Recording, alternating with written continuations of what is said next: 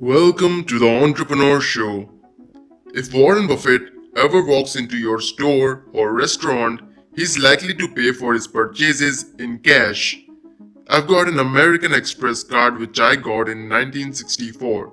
Buffett, who is worth more than $88 billion, told Yahoo Finance last year.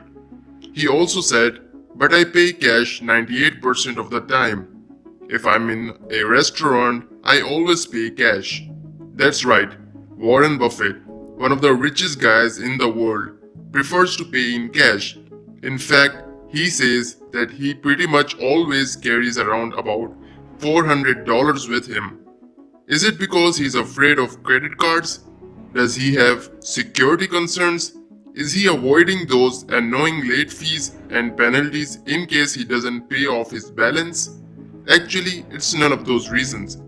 The explanation is that for Buffett, paying with cash is just easier. Buffett, however, is part of the minority.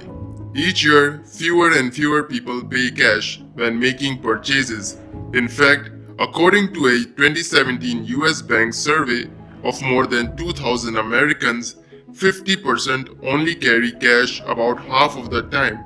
Among people who do carry cash, nearly half of them say it's less than $20 and 76% say it's less than $50. I'm betting the number of Americans who don't carry cash has likely increased since then. So there's a growing number of people who don't like to use cash. Yet, there are still plenty of people like Buffett who prefer to or have no other choice because they can't get credit. Clearly, we're in a time of transition. 20 years ago, cash was king. Today, it's less so, and 20 years from now, it may be gone altogether. But if you're running a small business in 2020, none of this should matter. Why?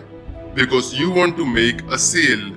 And the last thing you want to do is to turn a customer away because they're not paying the way you want them to. I frequently run into small businesses around the country that do this. They tell me, the customer, that they only accept cash or they have a minimum credit card purchase policy. I've also visited other businesses that, despite legislation in towns like Philadelphia, San Francisco, and recently New York, only accept credit cards. These people would literally turn Warren Buffett away. This is not only dumb, but also insulting to the customer. Today's consumers all have preferences as to how they want to pay for their purchases. Some, like Buffett, prefer to use cash. Others like credit cards. Mobile payments like Apple Pay, which is on pace to account for 10% of all global card transactions by 2025, are obviously becoming more popular. Maybe Bitcoin will finally be less volatile in a few years. Maybe we'll be accepting the yuan as currency in a decade or so. Who knows? It doesn't matter though. If you're a small merchant or restaurateur, you've got to give your customers the choice. You've got to offer all those options, and you need to figure out how to make it work financially. Sure, there are fees and costs for offering credit cards or mobile payments, but there are easy accounting tricks to help offset those expenses. Your job is to figure it out. Why? Because it's the customer's choice, not yours. You wouldn't want to turn Warren Buffett away just because he prefers to use cash, just like you wouldn't want to turn any customer away just because of the payment method they want to use. Well, at least not until you've got $88 billion in the bank.